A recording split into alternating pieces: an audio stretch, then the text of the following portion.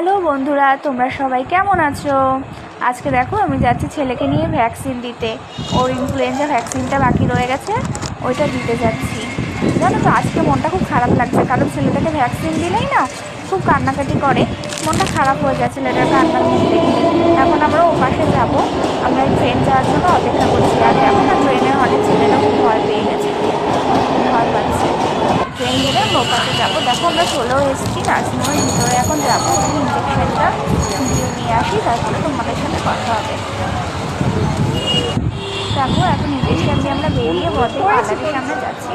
ওখানে একটা আলমারির দোকান আছে, ওখানে অর্ডার দেবো আলমারি বানাতে, ছেলে জামা কাপড় রাখার জন্য। দেখো বদি পার্লারের থেকে বাইরে এসে ছেলেকে নিয়ে এখন পার্লারের ভিতরে যাচ্ছে। আর এই যে সেই আলমারির কারখানাটা, যেখানে আলমারি বানাতে, দেখো আস্তে আস্তে আস্তে আস্তে দেখলাম ওখানে মেলা হচ্ছে বিরাট বিরাট। আর কি সুন্দর মাটির শপিসগুলো বিক্রি হচ্ছে, খুব ভালো লাগছিলো দেখতে। এখন আমরা বাড়ির দিকে রওনা দিয়েছি, চলে আসছি বাড়ির দিকে। আর দেখো হাঁটতে হাঁটতে আসার সময় দেখলাম আকাশে কি সুন্দর চাঁদ উঠেছে, খুব সুন্দর লাগছে চাঁদটা, তাই জন্য তোমাদের সাথে একটু শেয়ার করলাম। আর বাড়ি এসে দেখো এখন আমি রুটিও করতে লেগে গেছি। রাতে রুটি হবে, সুজি হবে, আর ভাত তো আছেই, তরকারিও আছে সব। এখন এই রুটিটা করে নেব আর একটু সুজি করবো, ব্যাস রাতে খাওয়া দাওয়া করে আমরা শুয়ে পড়বো। তোমরাও খাওয়া দাওয়া করে ঘুমিয়ে পড়ো। Good night.